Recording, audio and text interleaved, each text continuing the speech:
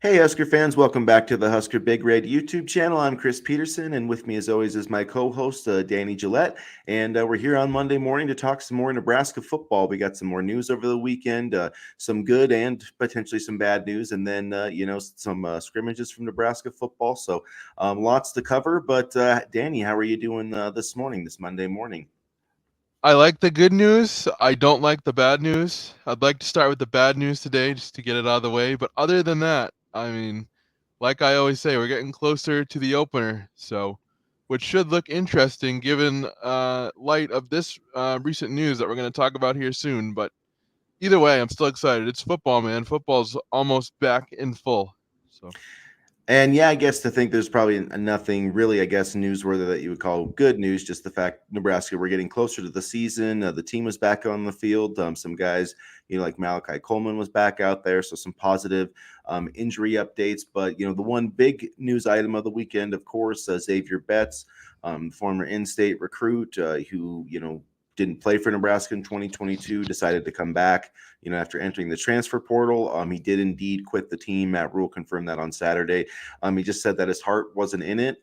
He had also been missing some practice due to injury. So who knows exactly, what's gone into it. But the fact is that Xavier Betts won't be part of this team. I mean, when I did my depth chart projection, a week or two ago, he was in the starting lineup. So however you want to, whatever your thoughts are on, him quitting the team, looking ahead, how does this impact, the depth chart and, the Huskers in 2023? First off, no ill will towards him on my end. I'd rather him quit now before the season starts, and I'm kind of happy that he recognized that he just wasn't in it, rather than wait an entire, or not even an entire season, but half the season, and kind of just give half effort. So, I think this impacts the depth chart greatly at the wide receiver position.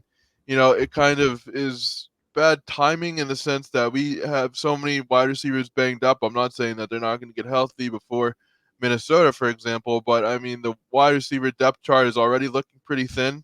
Um, I'm curious to see who's going to step up. Isaiah Garcia Castaneda might be a guy. We might actually see some of these freshmen take on a bigger role than anticipated, and it's going to be development on the fly for them. So, I mean, people ask, and I said this Saturday, people ask why recruit 75,000 wide receivers. Why do we need so many wide receivers? Blah, blah, blah. This is exactly why. Because a couple banged up players and a departure here, and you're already down, for example, 3 wide receivers. This is why you recruit so many wide receivers. Because although, it's easy to get a surplus at the position, you almost need it in some cases due to, circumstances like these. Yeah, regardless, this is going to have a big impact, on the depth chart. Billy Kemp is obviously, still going to be kind of the number one guy, and he was going into the season, but he's not a big receiver, and he doesn't have the speed, I guess, downfield that that you're going to get out of Xavier Betts. So I mean, that there's definitely some losses there.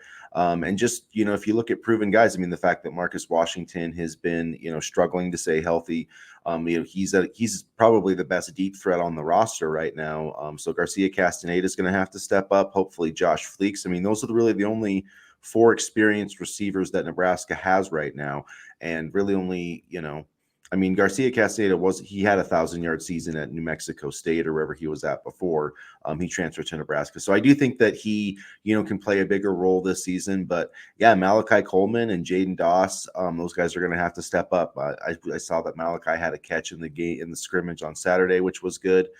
So he's getting back healthy. But it is a big jump to the Big Ten, and Nebraska having to rely on some of these receivers, to these freshmen potentially to step up when Matt Rule kind of has been dismissive about their ability to make an impact this season. He hasn't really, he's pretty much made it out like, well, we'll see what they can do, but he hasn't really said anything that gives me a whole lot of confidence that these guys are going to go out and be make a huge contribution early in their careers.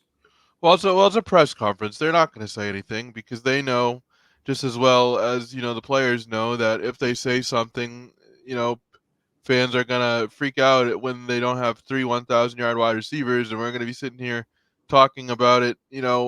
Have they lived up to expectations?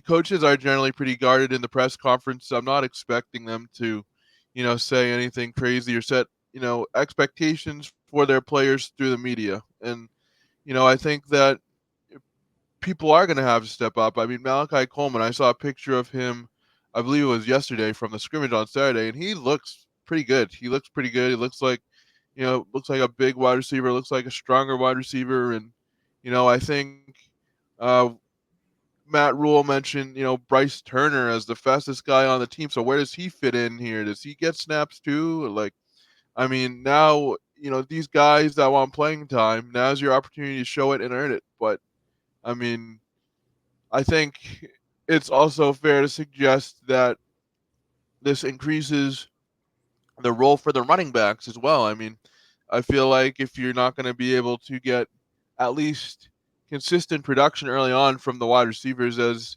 some of these guys kind of step in and learn, then that puts pressure on the running backs as well. And I think we have the horses to do it, but again, it's all about the offensive line. Quite frankly, in both cases, passing and running.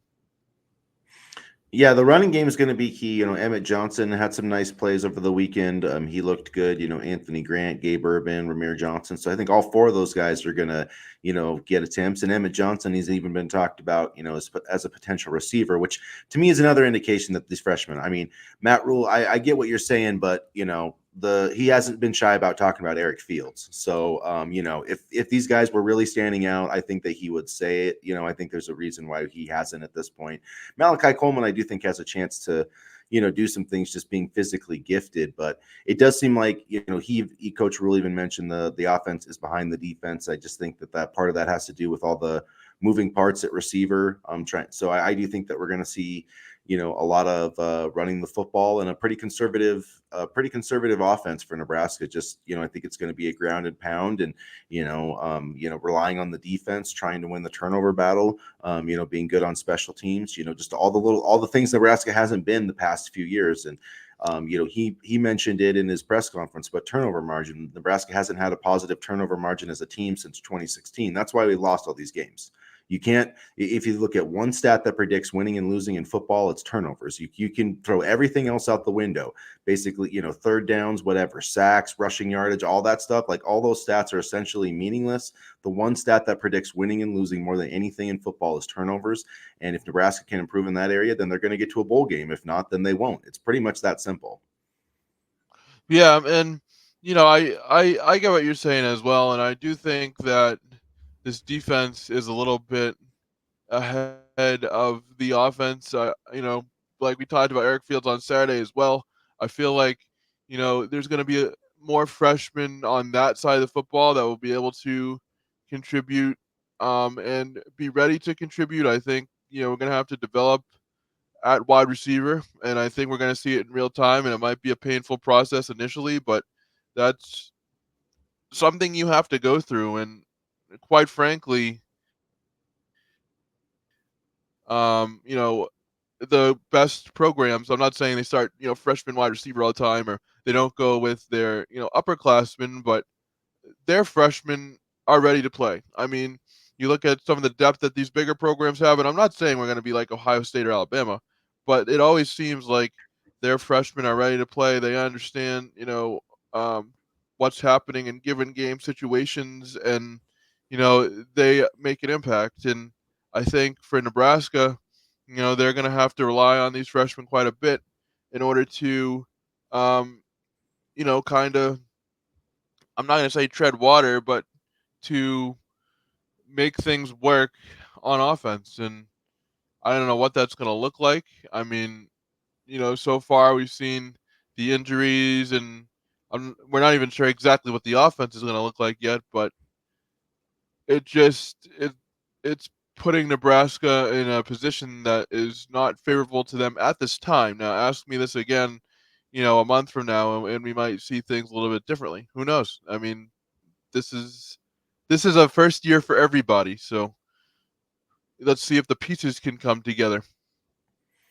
If Marcus Washington can be healthy, I think they'll be fine. Garcia Castaneda, I think he can do some good things. He had some moments in the spring game, so Really, if you can get those three guys along with Billy Kemp to be healthy, like I think Nebraska will be fine. Fedoni's going to be really good, but if they he's just help, if he can stay healthy through the entire season. yeah, the thing is, Nebraska just has zero depth now. You have no depth at what because if one receiver gets hurt, one more receiver gets hurt, then you're starting a freshman because you have nobody else basically. So that's not a position that you want to be in, and it's nothing against these freshmen. I've always said that Malachi Coleman will contribute this season. I do think that he will, but I think that his contributions are gonna, I think he's gonna catch probably between like 15 or 20 passes. You know what I mean? Like he's still gonna have to learn route running, and so he's gonna make some plays, and I think Nebraska should take some deep shots to him just based on his physical ability. But it's going to take some time to, especially receiver is a tough position to learn. It's not like running back or line. Running back, they're like, here's the ball. Go run. I mean, it's not that simple, but it really is kind of that simple when you're talking about just running plays and not pass protection and all that type of stuff. Receiving a receiver is a complicated position, and that's why. Yeah, I mean, you do see guys make impacts, but a lot of them it is really where the coaching staff's not making it hard for him. They're really letting him run simple routes and things like that. And so we'll see what happens with Malachi Coleman. I think him and Jaden Doss have the best chance to contribute this season. That doesn't mean that Bryce Turner and Jalen Lloyd, those other guys, can't. But those are the two guys that I would be looking for. And yeah, just to me, I don't think that we're going to see a ton of like four wide receiver. I mean, we probably will see some spread sets, with Fedoni out there and in the slot and some different things like that. Emmett Johnson, Ramir Johnson. But yeah, wide receiver was a big question mark before Xavier Betts quit, and now it's an even bigger question mark with basically no proven depth on the roster at all. And beyond that, too, another thing is that none of these guys have played together. Jeff Sims has not played with any of these guys, in an actual game situation. So that's another thing that you have to kind of worry about as the quarterback and the receivers kind of getting that connection down. I do think that him and Billy Sims have that, but it's still different when it's, live bullets flying. Billy Kemp, you mean? Yeah, Billy Kemp, yeah. Billy Sims, I believe. Didn't Billy Sims play for Oklahoma back in the day? Yeah, he did, yeah. But anyway, no, I just had to make sure really quick because if we had Billy Sims, we might be better off. But no, I think that ultimately this Matt Rule era is going to be a process. It's going to be a rebuilding process. Do I think they can win now? Yeah. What, how many games will they win? I don't know. But if you look at this from a, kind of broad point of view, they have help coming next year. I mean, Hall, McMorris, Carter, and Nelson, assuming that things go well or reasonably well this season to where they don't commit. You never know in college football these days. So they have help coming at the wide receiver position. I mean, Kemp will be gone next year. Marcus Washington will be gone next year. Josh Sleets will be gone next year. So I feel like, in a way, Nebraska would have had to kind of rely on freshmen a lot next year anyway. And in that respect, it might be better that, guys like Malachi, possibly Lloyd, Doss, Bryce Turner, even if they play a little bit, it might be better that they get some experience now so they can help continue the depth at the position when, we have a big freshman wide receiver class again next year. Yeah, I think it will be interesting. This experience will be, great for all those guys. And like we'll see, I've always said this, the pass offense I've thought this year was going to be, surrounded by essentially Billy Kemp, Thomas Fedoni, and then, Betts, Marcus Washington. So I think that kind of clears it up a little bit in the sense that, I think there was going to be some competition between like Washington and Betts. But look, I still think that Garcia Castaneda can be that, number three guy as long as Washington can stay healthy. I mean, he had almost 500 yards last season, so he just has to get healthy, and they've got to get him on the field for that Minnesota game, and then just keep Fedoni out there because I firmly believe that if he can stay healthy, he's going to be one of the elite playmakers at the tight end position this year, and that'll really help Nebraska. Hopefully, Garcia Castaneda put all his ill will from last year behind him because his father was extremely loud about being mad about the program. And now, what do you know? Garcia Castaneda's back in the program. And, I mean, that's the other thing, too. We're going to be relying on a guy who entered the transfer portal last year, found nobody to want to take him or that suited him. And now he's back at Nebraska. So I mean, I don't know. It's going to be interesting. And just really quick, another thing, and then we'll get to the scrimmage because this kind of ties into it. How vocal Matt Rule was about Arik Gilbert not getting a waiver. I mean, you usually see him pretty reserved, passionate but reserved, but he was kind of PO'd about the waiver thing, and I honestly do not blame him at all. Yeah, it's just we don't know what's like I said, it all comes down to, if Arik Gilbert has the documentation to say that he had a true mental condition or whatever. I mean, people have said it's well documented or whatever, and if that's the case, then it should be approved. So I mean, I the NCAA is a piece of crap organization. There's no way, there's no nice to say it. It's garbage from the top down.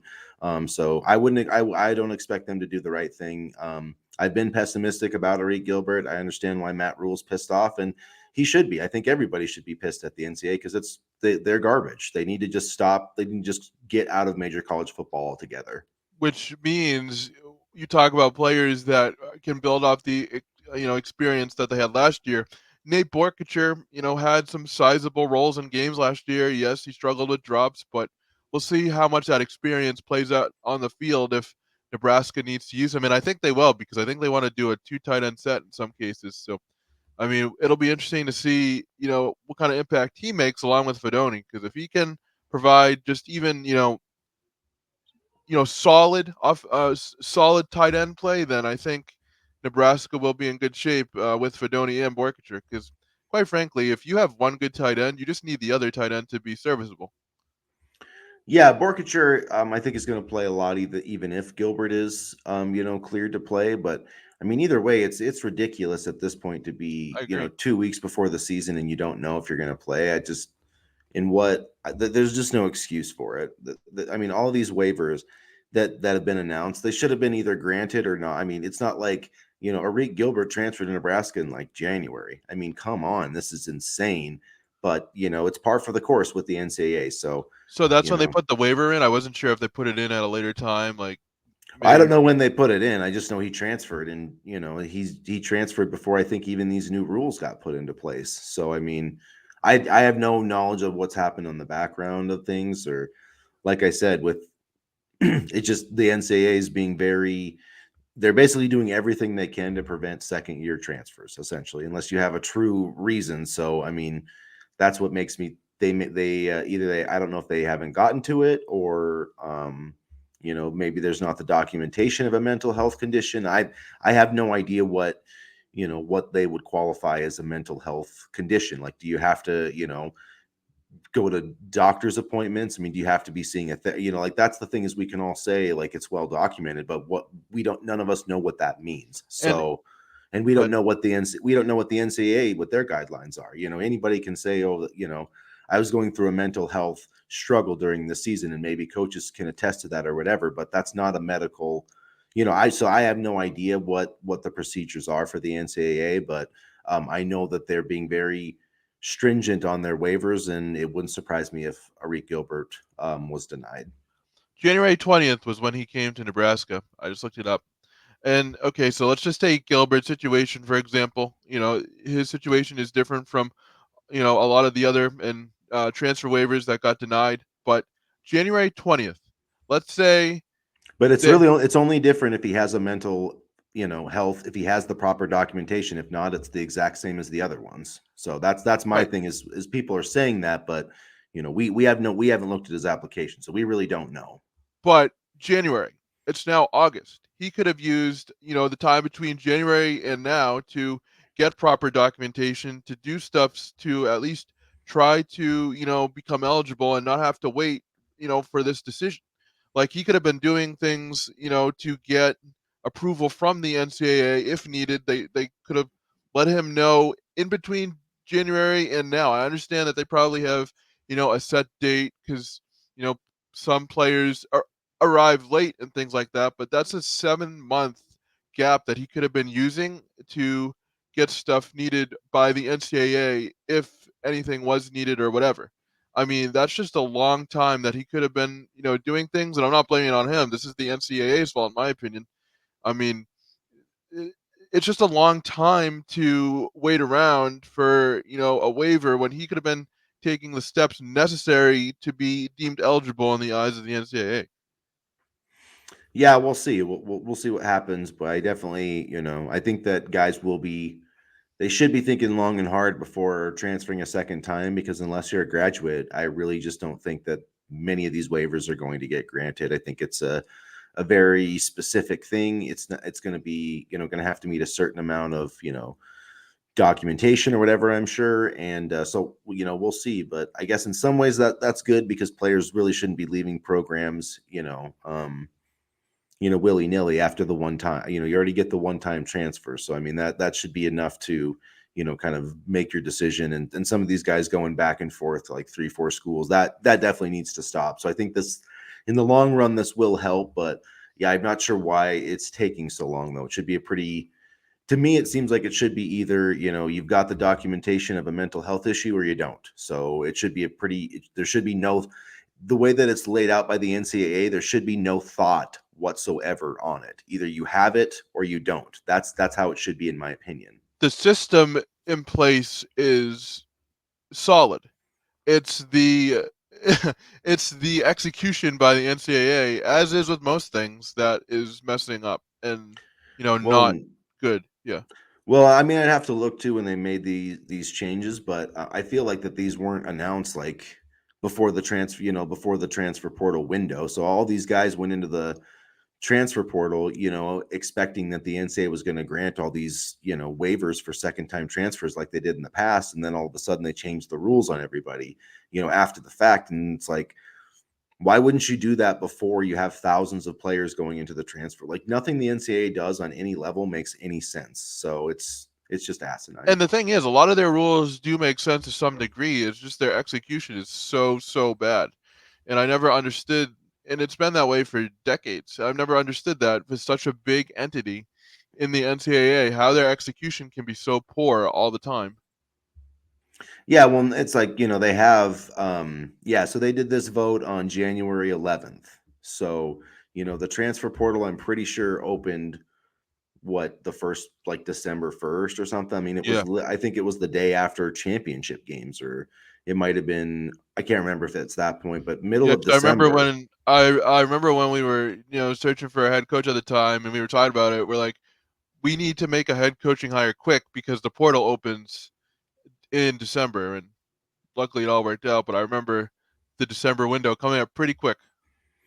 So, I mean, it's just really, to me, I feel like a lot of these guys, they entered into the transfer portal, picked a destination based on something that was happening previously, and it's just like, why would you change the rules for transfers after guys have already like that just doesn't make sense. But it nothing they do makes sense. They put out guidelines to say, oh, you can't do, use NIL as a pay for play, and then it's happening I mean, like SEC teams are openly offering quarterbacks millions of dollars to transfer and they don't do anything. So it's just really annoying. But at any rate, Or like um, Bryce Young, getting an absolute bag at Alabama for at the time not even playing a game yet.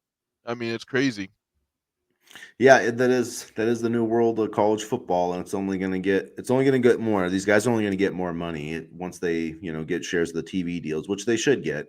Oh yeah. Um, because it's like CBS and the NCAA, which is one of them, because they make a ton of money. The NCAA makes an absolute killing on March Madness, and it's a bunch of guys that aren't getting paid to play. I mean, now they are, but it's a whole scam, and so is the NCAA. But at any rate, the scrimmage on Saturday, not that we got a chance to watch it, but we, for obviously reporting, saw some of the highlights and stuff, and it was good to see the guys, get into Memorial Stadium. Apparently, the field goal kicking wasn't good, which wasn't great to hear because that's been an issue. We've talked about that at length.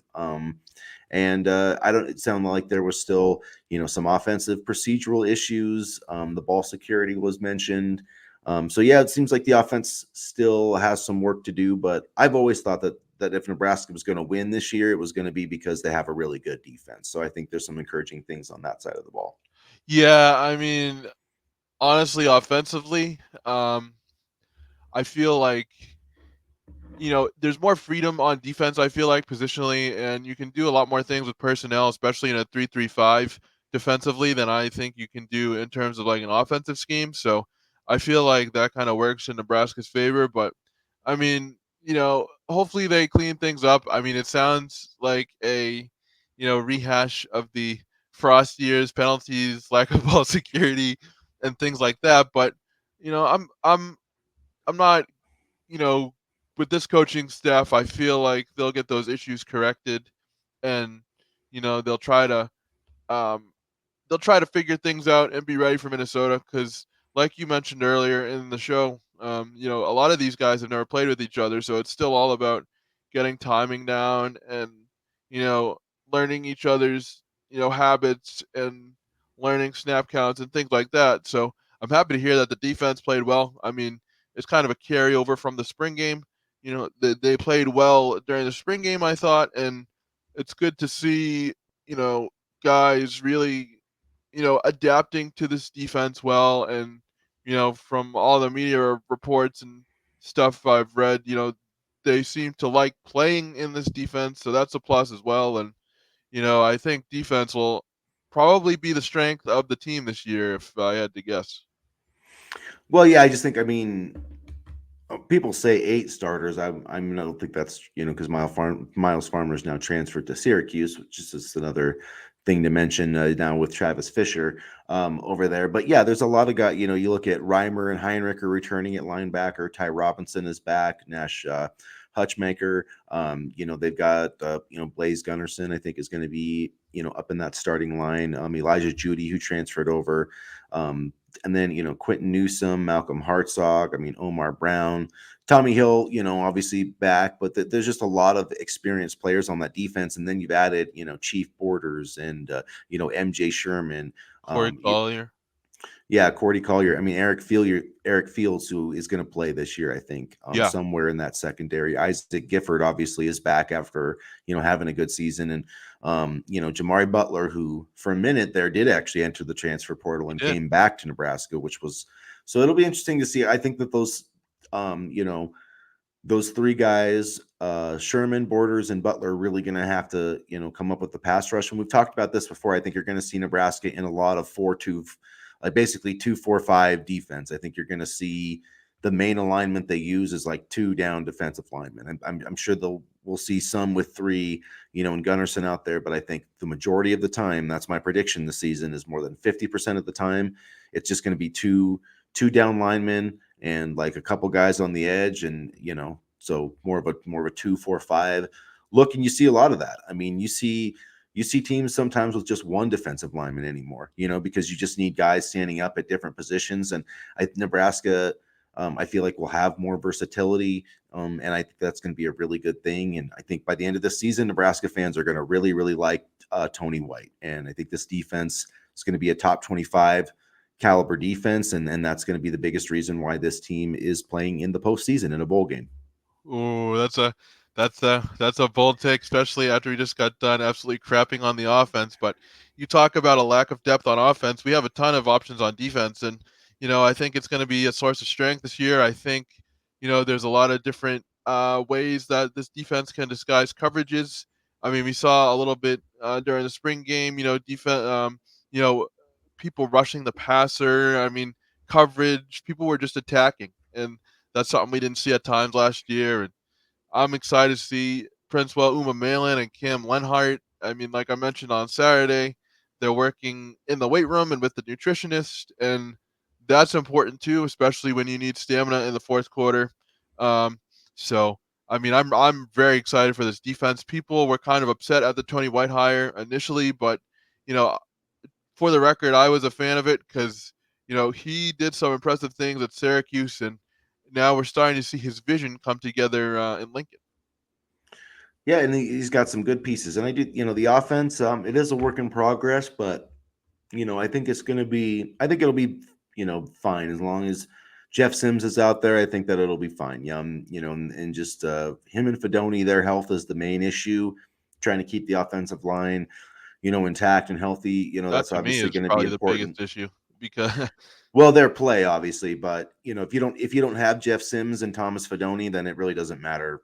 You just don't have any playmakers then, honestly, on this yeah, entire offense. I So agree. you Good need review. those two guys are they're the only two. I mean, and maybe Billy Kemp too, maybe some of the running backs, but they're like the skill guys that are NFL type So I mean, like Thomas Fidone is the only guy on this Nebraska team, like on the offense, that's like a day two or early pick in the NFL draft that has that potential. So he's got to Yeah. play like that this year.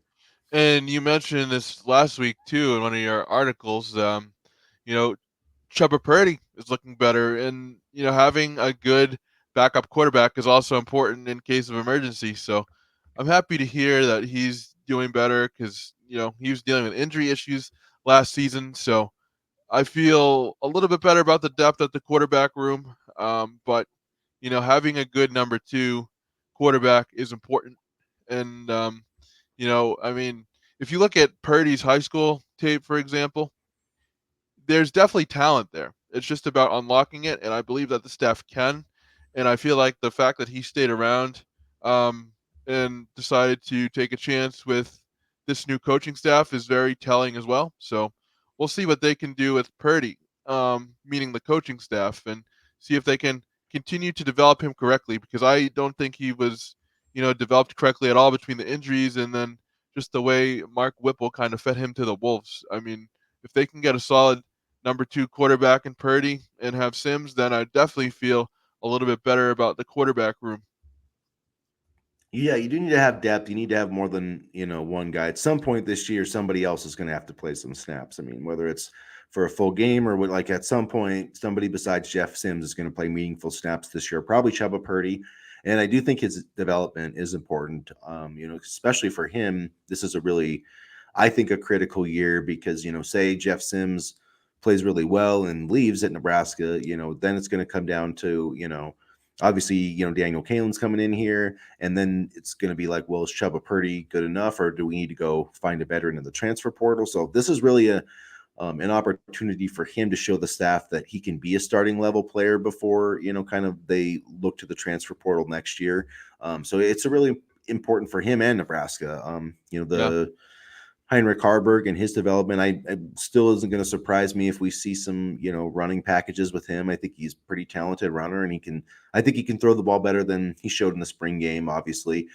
So it is good to have that depth, but really, I mean, Nebraska has 3 scholarship quarterbacks right now. So that's, going into the season. I mean, again, one injury and you're kind of in a world of hurt there. So there is a lot, there's more spots on offense where that's, the case. Like tight end is kind of like that, especially if Gilbert, isn't able, if Gilbert gets the waiver, then you feel, then if Fidone misses a couple games, it's like, well, we got another NFL dude there, but I've just kind of made this assumption that Gilbert's not going to be able to I have play two. this year, which is really heartbreaking because he basically hasn't played the last 2 years. That's why, this whole thing is just insane. Anyway, he's played in 3 games the last 2 years. Like, let him freaking play. It makes no sense. What year is he in school? Do you know? Um, I'm gonna this look would be it up. his 4th year in school. So I don't know if academically he's done the work to be up to that, point, but So would he play? Could he potentially play next year if he gets a waiver? Oh yeah, because he played in 2020, which was the COVID year, so that doesn't count. Then the next year he transferred to Georgia and basically redshirted, so that doesn't count. So last year, in terms of eligibility, last year he's a redshirt freshman. So this year he's a redshirt sophomore. Oh, gotcha, So gotcha. yeah, Okay. he's got plenty of eligibility left. All right. Um, Cool. but I highly doubt he's probably just going to take his chances on the NFL before he could do that next year. Honestly, he might just be sick of the whole process. I mean, Which I wouldn't blame him. yeah, I mean, it would be, the thing is you're not going to get drafted. He'd have to go the undrafted route. You're not going to get, I mean, maybe somebody would take a late flyer on you based on all the measurables, but he only played 3 games last year for Georgia. So, I mean, The crazy part is even, he was on a lot of draft boards even a couple of years ago as potential draft picks, and now his stock may have fallen a little bit. So well, I think he would get signed or drafted for sure, based on just on the potential. Like somebody would, and if he was undrafted, he'd get money. Not like some of these guys when you get undrafted, you get like $1,000 signing bonus. Like he would get a legit signing bonus, but it's just hard to invest a ton of draft capital in somebody who hasn't played football. I mean, I mean, if he doesn't play this year, over the last 3 years, he will have played a total of 3 games. So hopefully that doesn't happen, and hopefully at some point we get to see him in a Nebraska uniform. because you talk about health at certain positions. Tight end is another big one too. I mean, Nebraska struggled with tight end health over the past couple of years, and again, one unfortunate injury, but suddenly your depth is thin. So we'll see. I just hope everybody stays healthy these next couple of days, and uh, I really hope the wide receiver position can get a little healthier too, because it's kind of looking bleak at the position right now.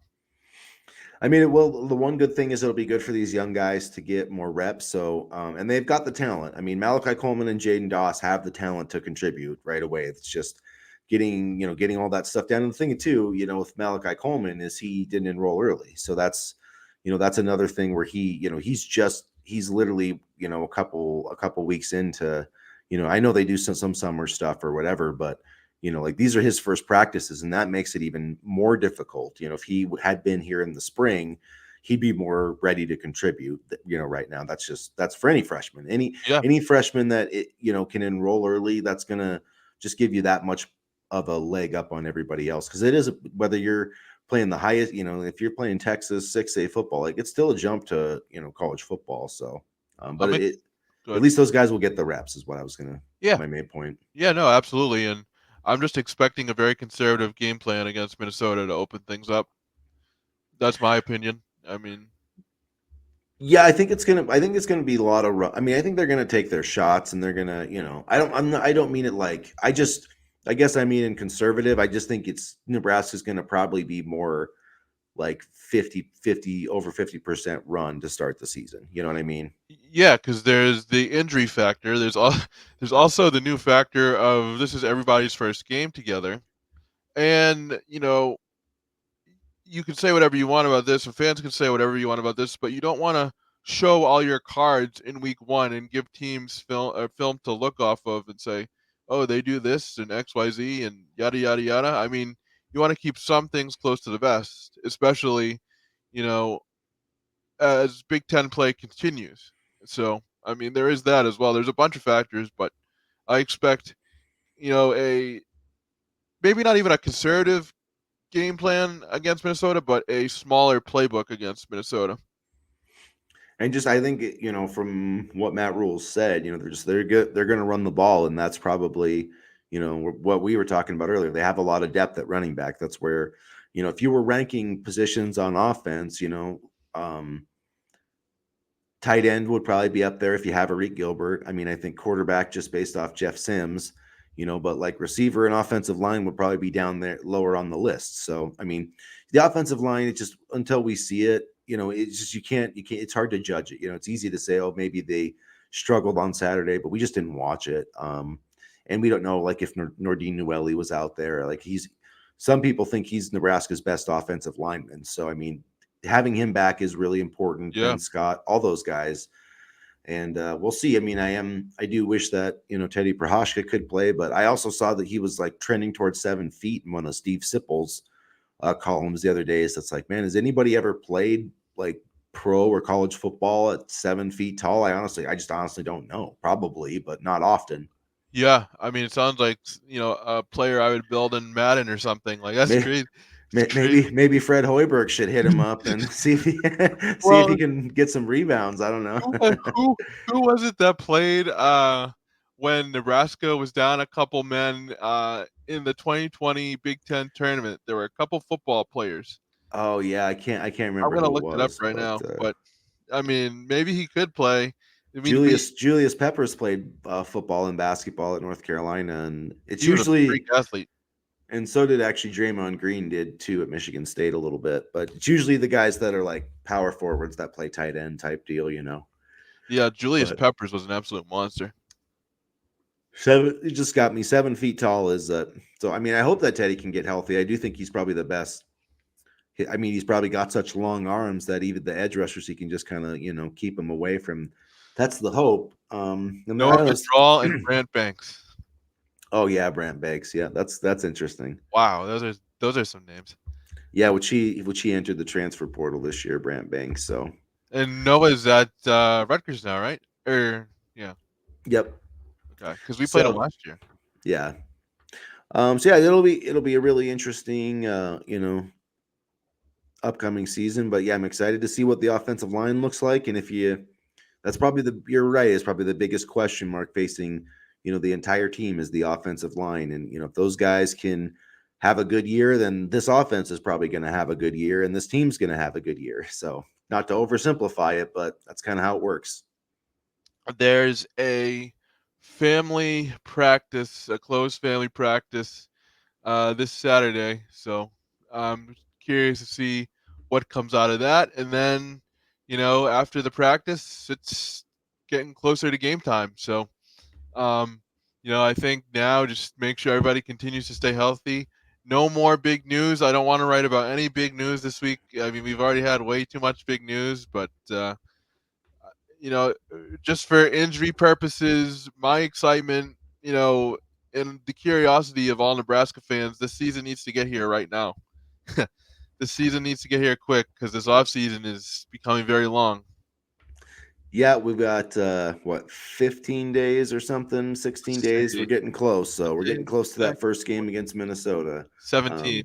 17, yeah. So 16 more days we have to live through, and then that 17th day will be game day. So we're getting closer. And as we lead up to this season, you guys make sure to hit the subscribe button so you don't miss any of our videos. Check out HuskerBigRed.com. We have articles there every single day about the Cornhuskers and covering football, recruiting, basketball. We'll have some stuff on volleyball too coming up this season. I know that's going to be an exciting time as the Huskers try to get back and win a national championship. I believe that the Final Four is in Omaha this year, so it should be a good opportunity for the Huskers to have a chance. I could be wrong on that, but And at they any got the rate, match in Memorial the day before the football game. that's coming up soon, and a really talented recruiting class. Probably the best recruiting class in the country for volleyball. So a lot of reasons to be excited about that program. And so make sure you guys are following us here. Check out HuskerBigRed.com. And as always, go Big Red. Go Big Red.